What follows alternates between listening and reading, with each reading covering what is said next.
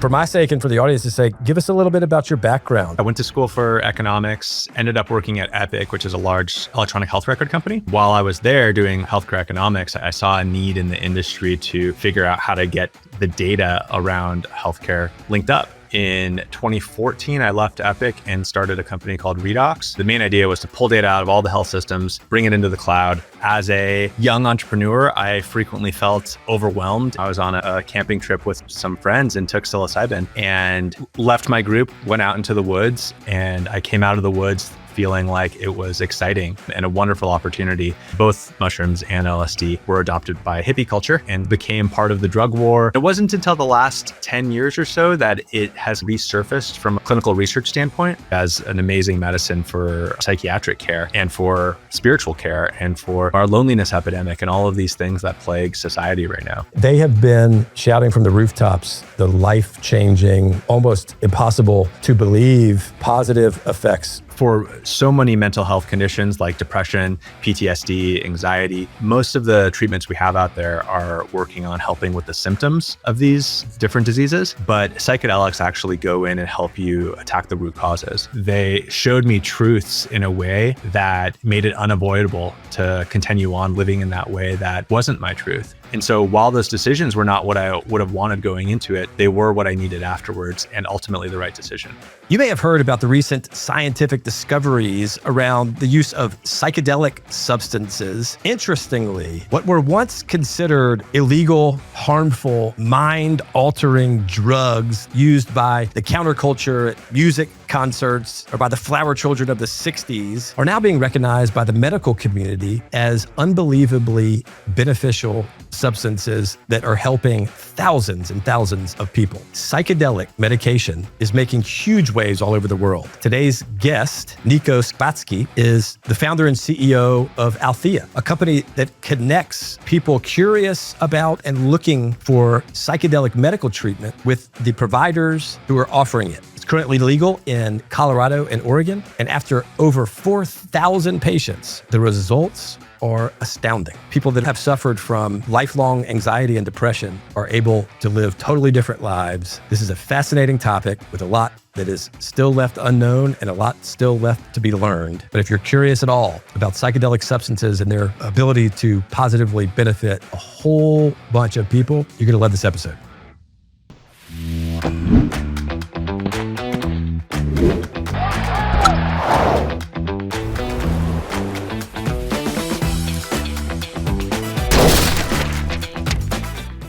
Boundary Breakers is brought to you by Carter & Clark.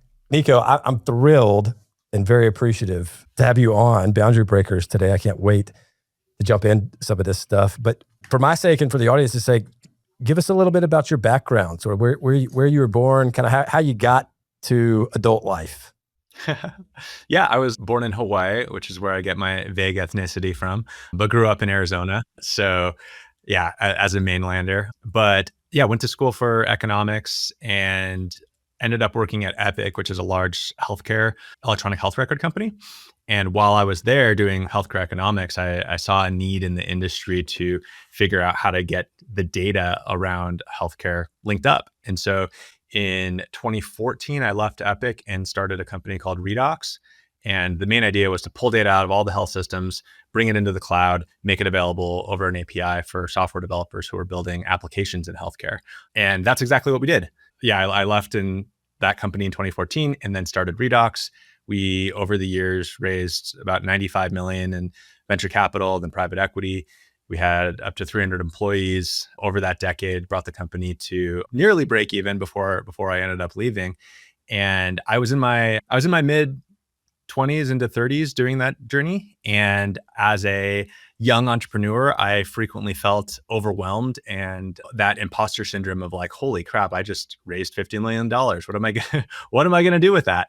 And what I found was, it was actually just, I was on a camping trip with some friends and took psilocybin and left my group, went out into the woods and ended up thinking about and processing all that I was going through. And it took everything that was overwhelming me at the time, all of the pressure of being a founder and trying to run this company and living up to the investor expectations, all of that turned from things that were scary and overwhelming. And I came out of the woods feeling like it was exciting and a wonderful opportunity. And it really allowed me to kind of embrace that growth mindset. And so I actually started using psychedelics every 6 months or so throughout that journey as a founder and president of that company, growing it. I think it fundamentally changed who I am as a leader, as a CEO, as a father, as a partner to my wife. And yeah, and eventually led me to founding Althea, a little slip there, Yeah, no which is my worries. new company, and my new company provides software for psychedelic therapy. And so it's now legal in Colorado and Oregon, and we have about 75% market share. So we're seeing a lot of the amazing impact that's coming out of these two first state regulated programs across mental health, as well as people using it for all sorts of different things. So yeah, happy to take that in any direction you want to go. No, that's perfect. I love it. So look, a natural born entrepreneur, and your path, as you eloquently mentioned, led you to psychedelics, which your current, would you still consider your company a startup, I suppose? Yeah. Or are you guys, okay. We're very much searching for a business model. Gotcha. Current company. Yeah. So your current startup, revolves around this. For the sake of the audience, I just want to make sure that we're on the same page here. I've done a bunch of, which I'll get to, other sort of interviews and discussions about psychedelics, but define psychedelics for us, for the audience, what it is. And then I want to talk about sort of some of the negative stigma that it's had. And then I want to get into what is being used for now, the benefits, et cetera. So what are psychedelics? Yeah. Well, so they're a class of drug that, from a phenomenological perspective, like what you actually feel is a loss of your identity in a lot of cases, where which is absolutely terrifying. It sounds terrifying, and yes, it is terrifying. You start to disassociate from who you think you are, the stories that you tell about yourself. And there's different types of psychedelics, and there's different ways that people have defined them. But that's kind of how I think of them, is these medicines, these drugs that will actually help you break down the stories that we have, the stories that create our reality. They create an altered state in us, and the texture of these altered states, depending on the type of medicine, is very different. Some of them are very visual, some of them are very introspective, some of them are very social, where you might be talking a lot, but all of them help us break down what these stories are. And when I think about it, there are facts in life, things you can see with your eyes, but most of the context that we live in is the stories about how we interpret those facts. And I think psychedelics allow us to see those stories for what they are, and actually question if they're true, question if they're 100% true, or if they could be totally different. And so one of the terms people use for psychedelics is neuroplastogen. And what they mean by that is that it creates neuroplasticity in the brain. And what it's physically doing in your brain is allowing different parts of your brain to start talking to each other that haven't been talking before. And what that means is forming new thoughts, forming new ways of thinking. And so it allows you, and especially in a creative line of work like being an entrepreneur, it allows you to think of the world differently and get out of perspectives that may be holding you back. Yeah. No, I love that. And so to try to connect the dots here, I think socially, the psychedelics, people might have heard of psychedelics by sort of their street names, or or in movies or popular culture. But is it fair to say, LSD, acid, mushrooms, if you will, unfortunately, right, in some case, because whether they were misused or abused or what have you, but the science behind the molecules in those sort of recreational street drug names, those are what we consider psychedelics, right? Yeah. And those ones that you named are what we call the traditional psychedelics. And they actually, from a pharmacological standpoint, hit the same target in your brain, the serotonin 2A inhibitor. And Gotcha. So they go after the same thing. They produce different, slightly different effects across psilocybin, which was mushrooms, or LSD, or there's a few other of these classical psychedelics. But yeah, before they were adopted by the cultural revolution of the 60s, these medicines were used in different ways that weren't so popular from a cultural standpoint. So psilocybin in particular has been used for thousands of years in indigenous societies in Mexico and South America for healing purposes, and held by wisdom keepers there and medicine people, and used in rites of passage, used in life transitions, in grief, things like that. And the community would gather and share these medicines. LSD came about in the 50s and was discovered and was initially introduced to the world through therapy. So its initial uses were to figure out how to make therapy more effective. And it was actually adopted by different regions for use of substance abuse, was one of the big ways that LSD was used. And in Canada, it became a standard of practice in one province there to actually use it for alcohol use disorder, to help out the alcoholics. And then, of course, both mushrooms and LSD were adopted by hippie culture, and started to, became part of the drug war, the stigma you talk about. And it wasn't until the last 10 years or so that it has kind of resurfaced from a clinical research standpoint, largely by a lot of the clinical trials held at Johns Hopkins, and has reemerged as an amazing medicine for psychiatric care and for spiritual care and for, our loneliness epidemic and all of these things that plague society right now. Yeah. I was mentioning off camera, I first became aware of the medical use of psychedelics through the veteran community. Yeah. I interviewed a brilliant doctor, I should say, Dr. Chris Free, who he was a gentleman who actually coined the term operator syndrome, which is, a very specific form of PTSD that is experienced by special forces or tier 1 operators, Navy SEALs, Delta Force, those guys, and its relationship to traumatic brain injuries. And there's a retired Navy SEAL named Marcus Capone, who he leads a nonprofit that takes all types of veterans down to Mexico. And there's a treatment program that uses 5-MeO. Yeah, 5-MeO DMT. Yeah. Correct. And then one other that I can't remember off the top of my head, and they have they have been shouting from the rooftops the life-changing, almost impossible to believe positive effects. The Sean Ryan, I don't know if you know the Sean Ryan Show. It's another podcast. He's a Navy SEAL veteran. He's got one of the top podcasts in the world. He had some folks on from the veteran community that done it. He went and did it, and he sings it. He talks about its benefits routinely. Like every other one of his shows, he'll bring it up. And so I think that there is a sort of a growing wave of people waking up to the positive benefits of this as medicine. Yeah.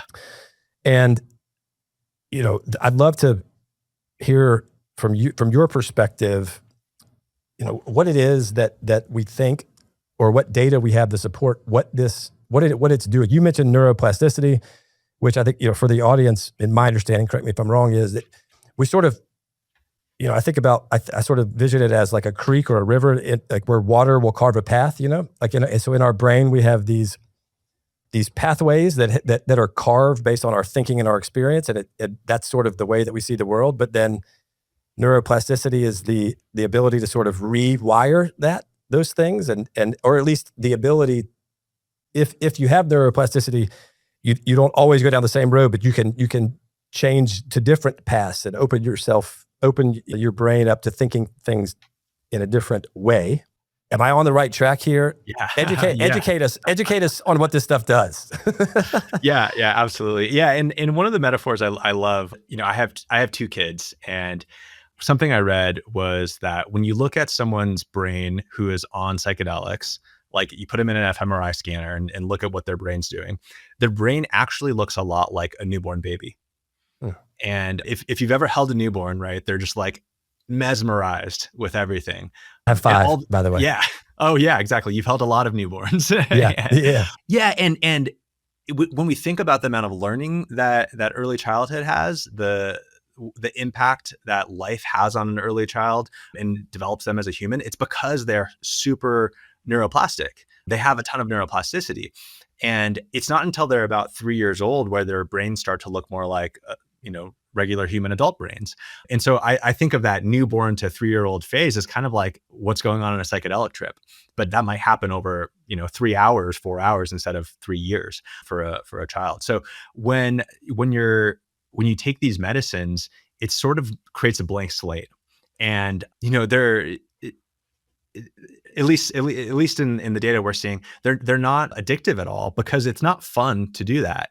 Oftentimes what happens is in the first hour after you consume psilocybin, for instance, and our platform centers around psilocybin mushrooms. So a lot of my data is going to focus on that. But in the first hour after you take it, it can be a really distressing hour as you come up on the medicine, because you might be confused, you might be nauseous, you might be forgetting things that you find important, like who you are and what you care about.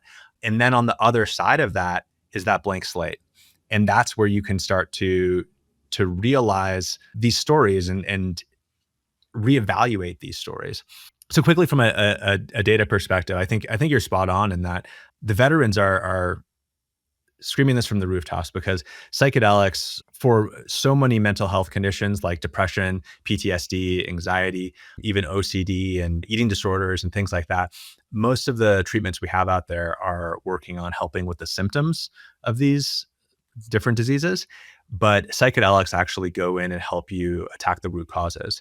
And for something like PTSD, what it often does is in this dissociative moment, you can actually separate what caused that trauma, whether it's combat trauma or sexual trauma, whatever it may be, a car accident, whatever trauma is you're holding on to that causes that PTSD.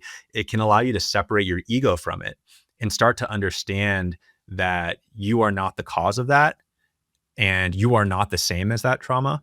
And what people often talk about when they're coming out of these experiences is that they, for the first time, were able to see it from a more empathetic perspective, as watching it as that trauma happened to someone else, and understand how that shouldn't define who they are going forward. And so those are some of like the qualitative things we hear from it. Over the past couple of years within our platform, we've seen about 4,200 participants go through the regulated models of using psilocybin legally in Colorado and Oregon. We just crunched those numbers to take a look at what the outcomes look like. In general, a lot of these people coming into these experiences did have significant anxiety and depression. Those were some of the measures that we were looking at in particular. 2 weeks after these journeys, we saw huge effects, essentially coming down to the minimal range of anxiety and depression. And so clinically, it's about 5 to 6 times more effective than antidepressants is what we're seeing in the data. 2 to 3 times more effective than CBT, cognitive behavioral therapy, one of the leading ways of working through this. We asked people to rate the benefit that they perceived that they had from the experience. 98% rated it as beneficial. And across that entire population, we only saw 1.2% log adverse events. So this is their facilitator saying that something either behaviorally or medically was challenging for them. And most of it was nausea. And the people who had adverse events still rated it beneficially. So what felt subjectively true to me as someone who has done a lot of these experiences, we're now seeing objectively in real world data. And I'm not talking about clinical trials that are, heavily controlled and, a small population. This is real world data, all different types of people coming into these experiences and just seeing phenomenal outcomes. Yeah. So I want to dig into that a little bit. So how is this data collected? I mean, I when you say that, I envision, one of the participants sort of rating the, on a scale of 1 to 100, 1 to 10, their anxiety, their depression, et cetera. Then they participate in the program, or the I don't even know what to call it, the trial. They take the medicine, and then they are asked afterward to rate those exact same things, and then they perform a comparison. Is that how this data is gathered?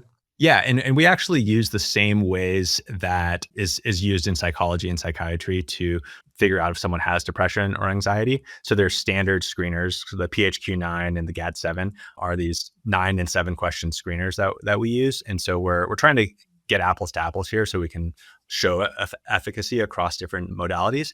But the way that these programs work is they're facilitated use of the medicine. So it's not that you just go into like a dispensary type model and buy psilocybin and leave. You actually will sit down with a therapist. They'll help you in a preparation session figure out what you're working on and what you want to be focused on during the journey. And then you basically carve out a whole day to do the medicine with that therapist.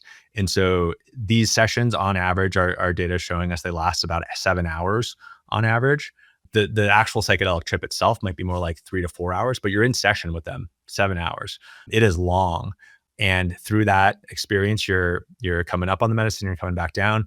Oh, yeah, you asked data collection. So we actually collect the baselines at that preparation session, which might be a week before their journey. That's when we figure out the baselines. And then we give you 2 weeks afterwards to kind of, settle in back to life, coming back from this experience. And then we ask again. And so that's the time points we're collecting the data at. Gotcha. What about the duration or the length that these, the benefits are lasting? Do you guys have any data on that? I mean, with something like a antidepressants, whatever, it's something that you're on, that you continue, whether it's monthly or daily, however you continue to take this medicine. How does it work with psilocybin? Yeah. And so unfortunately, our data doesn't look into that because we just ask at 2 weeks, but there are a lot of other studies that look at durability across, 6 months, year time period. And the data is still very positive. And so rather than taking an antidepressant every day, which kind of turns down the volume on your experience of life, what psilocybin does is sort of it cranks up that volume to 11 for that one day. And you kind of move through these experiences rather than dampening them. And for a lot of people, that effect can last a lifetime. So what we're seeing, and there are a few drugs moving through FDA clinical trials right now, and they're in particular looking at the durability of this. And they're doing it because it's going to determine how much they can actually charge and how much insurance will cover. And what they're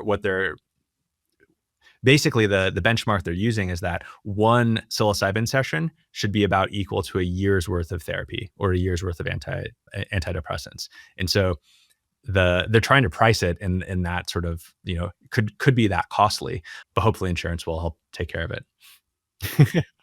For sure. I mean, look, I feel like it's so unfortunate that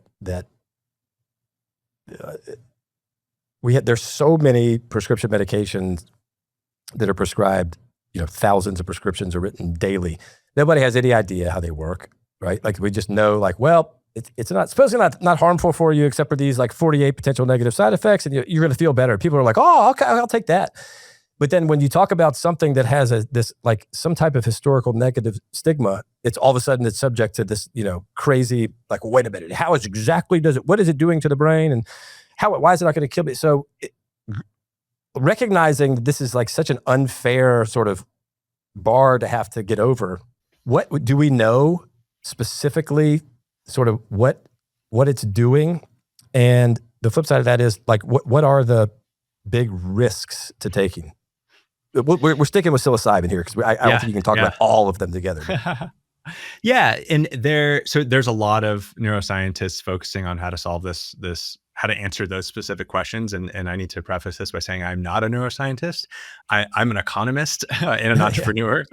But what we're seeing is really positive.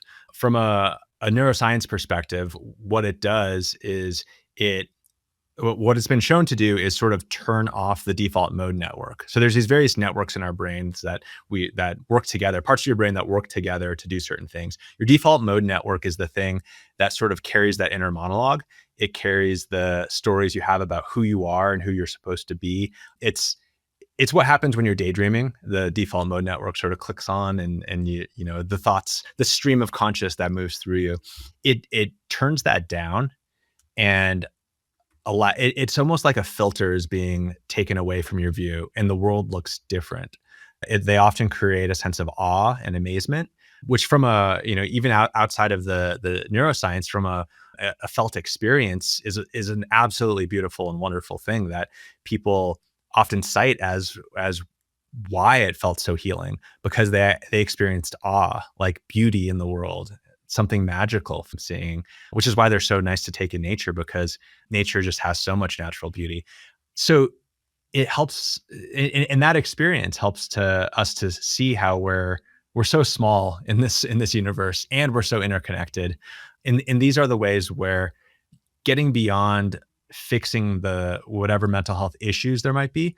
So that's sort of like baseline is zero, and you might be at a negative, and fixing it back up to zero. There's actually a lot of positive things that happen too on the positive psychology side of the scale. And this is how I approach psychedelics in my uses of it. I've never fortunately have dealt with serious mental health issues, but I have always used psychedelics to just become a better person. And I think that's, for your audience as CEOs and entrepreneurs, that's something that I think we share in this growth mindset of like, how do we actually improve Yeah. not only our companies, but as people, because we have to level up to lead our companies in ways that are going to be more effective in accomplishing our goals, have a bigger impact in the world. And what psychedelics always did for me was they gave me perspective that I could get really clear on what was important to me, what are my values, and how is this company helping me to express those values. So it brought that clarity. It brought courage to actually make the decisions I needed to make to accomplish those things. And I think with clarity and courage, I felt like a powerful leader.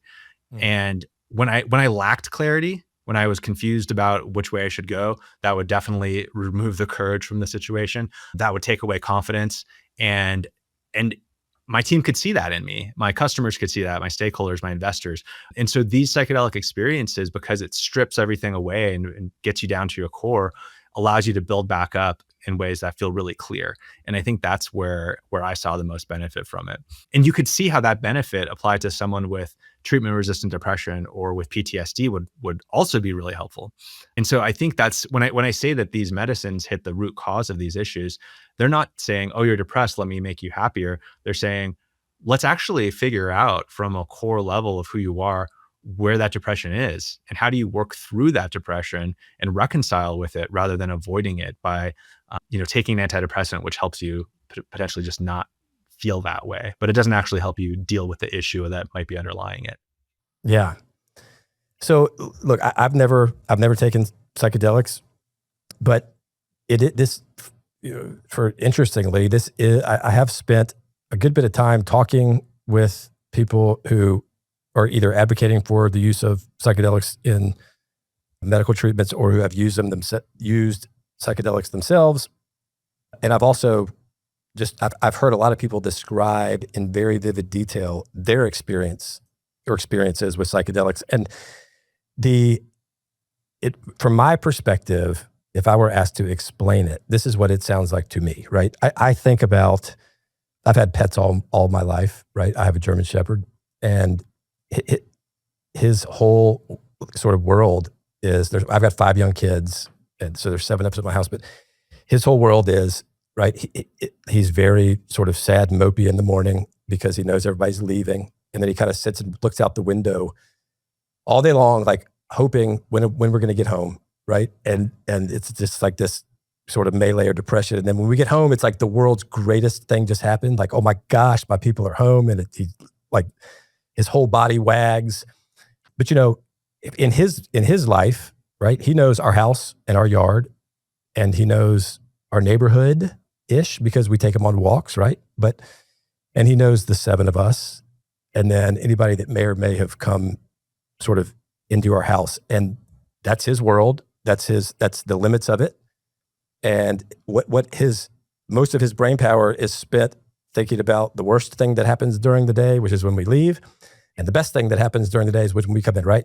And that what psychedelics do, or what it does for the brain, is it would allow, from my pet's perspective, to all of a sudden zoom out and look at the world outside, almost looking at my house to realize that, yes, your world might be these 7 people and this yard and this neighborhood, but look at all of the rest.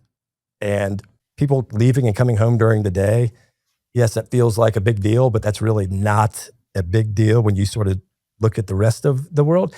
And that's a very, very sort of ridiculous, simple way to think about it. But you could overlay that on people too, right? I mean, Yeah. maybe the biggest part of my day isn't when my owner gets home or whatever, but there are certain things that have been wired in our brain to give us those good feelings and bad feelings. But psychedelics would let us zoom way out and be like, okay, maybe that's really not as big of a deal as it feels in the moment. And Yeah. there are a whole universe of other things happening, not just people coming and going from this little house. You know, is that, as somebody that has used it, I mean, you know a whole lot about it. Is that in the same, like anywhere remotely close to like a recognized or a good explanation for? Yeah, I think it definitely hits on one core aspect of it, giving you perspective beyond the world you know and the stories you tell yourself. So I love that part of the analogy is that, yeah, you can zoom out and be like, holy cow, I'm just one part of this world, and we all work together to make this world work, and we shape it as it is, and I play my part in that, and I can play whatever part I need to. And so I think, thinking about your dog's perspective of like, yeah, like, wow, look at this amazing space. And there's some awe that comes with that, right? But I also think what it does is it allows you to appreciate what's right in front of you too. Mm. So your the walls around you with whatever space you're in when you use this medicine suddenly become different and interesting, and in a way that you may not have seen it before. It changes your perspective. It is definitely an altered state of consciousness where you could look at one thing, like I can just look at this pen and notice the intricacy of it, notice the detail that went into it, the craftsmanship that went into making this plastic, and the wonder around that. And so the Buddhists talk about this concept of the beginner's mind, and it comes up a lot with meditation and these sorts of practices. I think it gives you the beginner's mind as well, Yeah. and that is such a refreshing way to view the world, as if it was the first time you saw it. And it's also, I think, a really important and refreshing way to view a market. As a entrepreneur, that's what our jobs are, is to view a market and figure out what is wrong with it, what could be better about it, how do I create it in a way that suits the business. And I think having that beginner's mind is super important. But that's a fundamental aspect of it, that once you see, I think another thing to point out here is that after we have these psychedelic experiences, it's not like the experiences I've had with alcohol or cannabis, where afterwards I'm like, oh, that was so funny, but it actually wasn't that funny because I was just drunk, or we were just high and laughing about the stupid thing that wasn't that funny. When I come back from these psychedelic experiences, I can still feel that beginner's mind. It stays with me. And even though I'm in my normal sober state, I can still shift and be like, wow, yeah, look at this pen. Like it comes with. And I think that is the gift that it brings and prolongs. Oh, that's really cool, because that was my next question was, I mean, I could sort of imagine, right, that in an altered state of mind, for in your example, right, you could look at that pen and wonder, all right, because your mind is altered, you're experiencing an altered state of mind. But then once the medicine wears off, how does that sort of, like you said, come with you? And I think you just explained it, right? It doesn't. It doesn't. It's not just a feeling when you're in it or on it. It is something that clearly lasts and doesn't go away.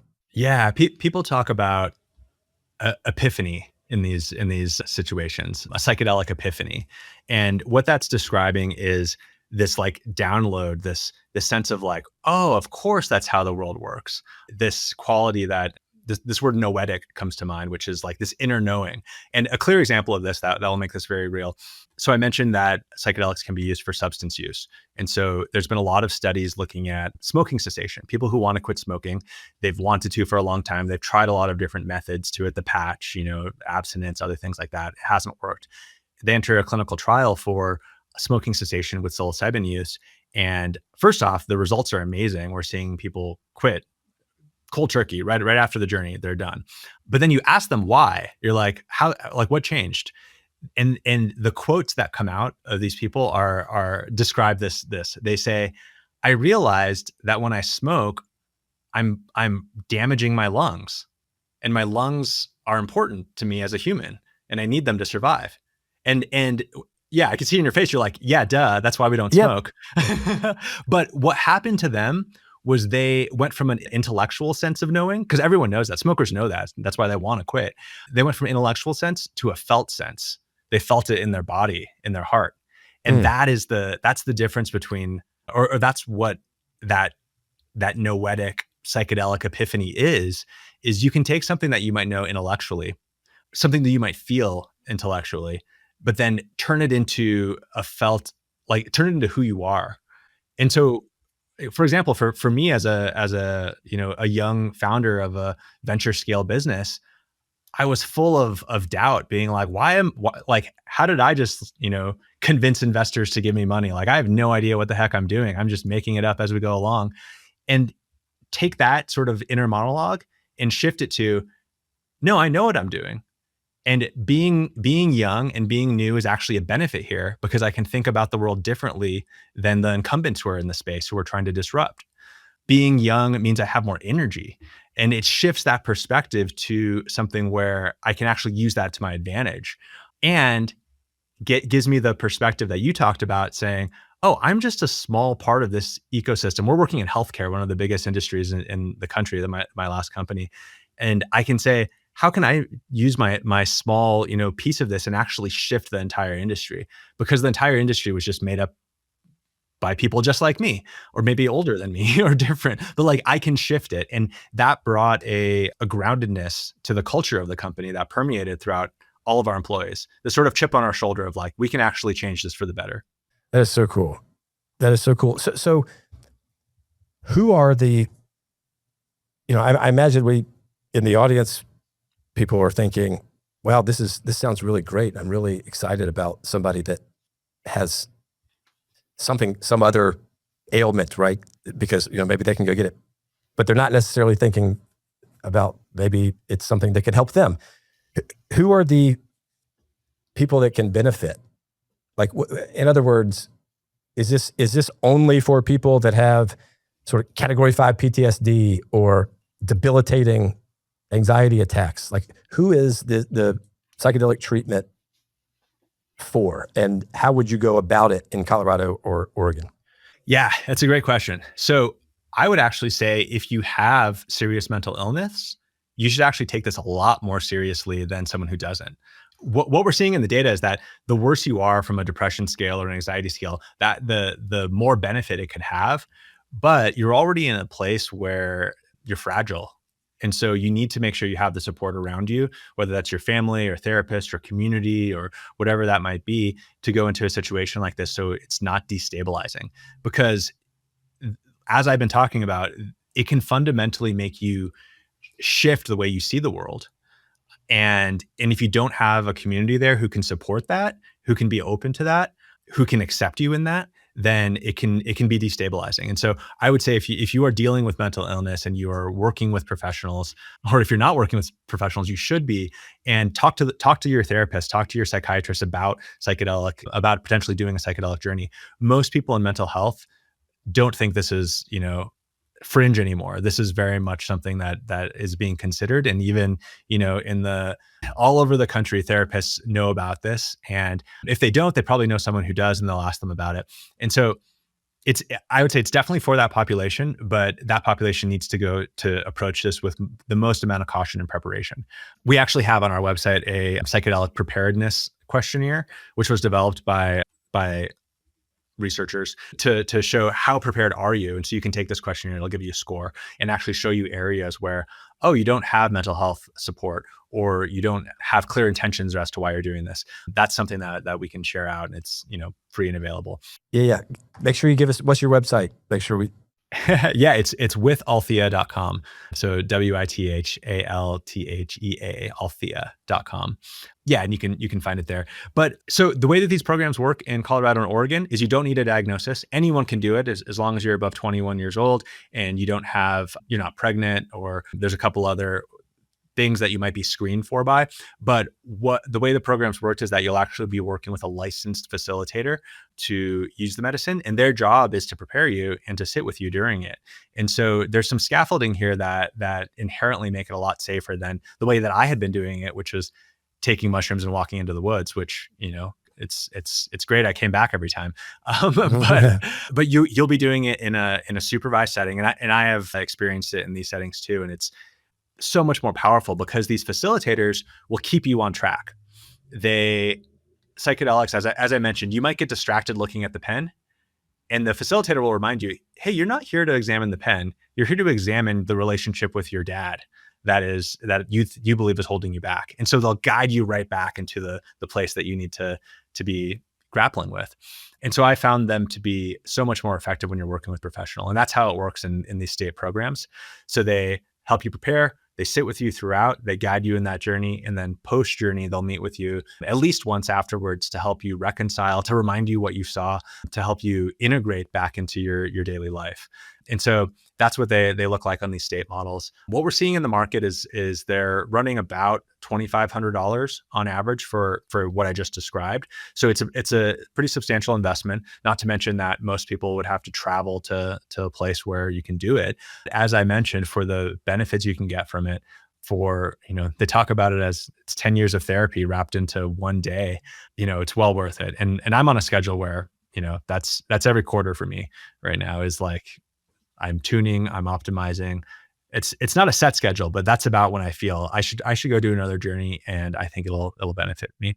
That's really cool. So what do you say to people who are like, well, that sounds interesting, but I mean, I'm kind of scared to go do that. What if I come back like a totally different person, and my kids don't like it, or I could come back and like look at my wife and I'm like, wait a minute, what do we, what do you say to people that are worried about how it's going to change them negatively and what the potential negative consequences are? Yeah, there's a saying in psychedelics that the mushrooms don't give you what you want, they give you what you need. And it's mushrooms helped me figure out that I needed to divorce my wife in my prior marriage.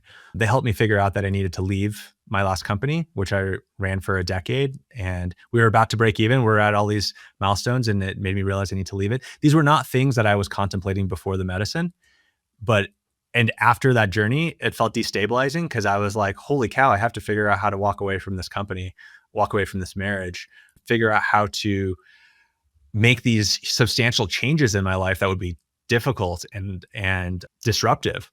But it's what I needed to do. They showed me truths in a way that made it unavoidable to continue on living in that way that wasn't my truth. And so while those decisions were not what I would have wanted going into it, they were what I needed afterwards, and ultimately the right decision. And so I think that it is, going into these experiences, you should be prepared to face your truth. But what they don't do is give you lies. You're not going to walk away and be like, oh, I should absolutely, divorce my partner, when that's not actually the truth that you were feeling to begin with. They help to unsurface the subconscious that might not be top of mind for you, but something that might be felt. For me, I have a pattern of avoiding feeling difficult emotions, avoiding situations that can be really challenging. And what they always do for me is make me confront those situations, which is a better pattern to be a more, aligned human in integrity. And so that's how, when I think about how it makes me be a better person, like that's specifically how it does it. It makes me live more aligned with my values and in integrity. But yeah, Wow.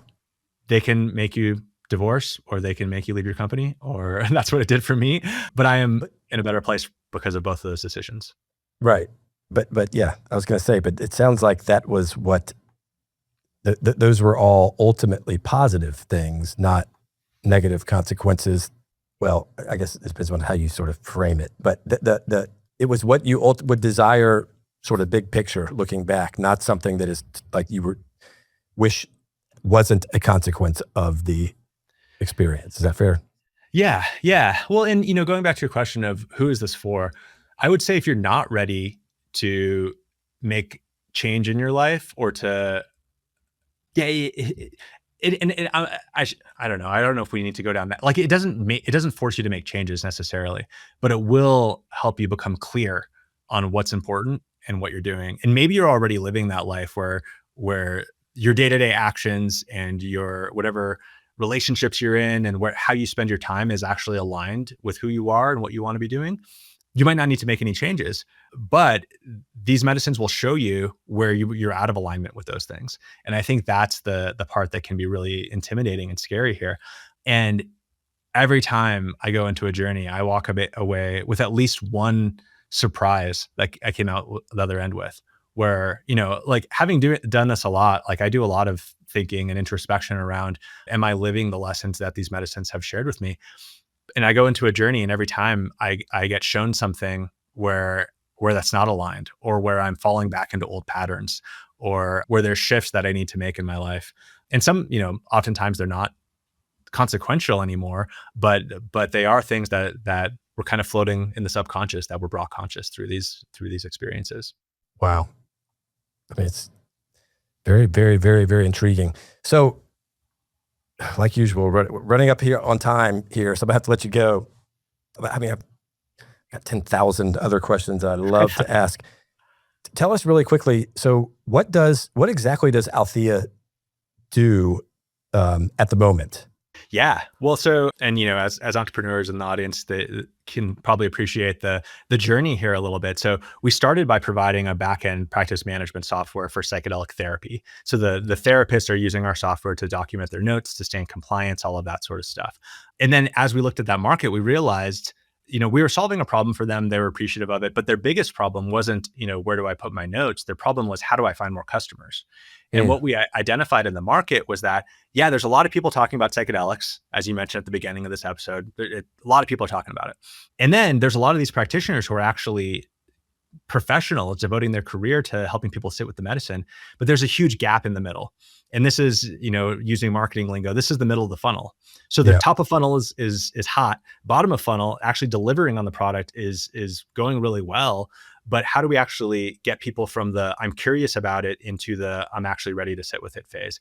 And that's the middle of funnel. And so we're really attacking that right now. We have a directory of all of the providers, licensed providers in the space that we made available. We acquired a top media company in psychedelics to start building that demand funnel to drive people into this regulated market. And so we went from kind of a back-end supply side software system into more of a marketplace approach, where we're trying to drive them business themselves and be a market maker in this.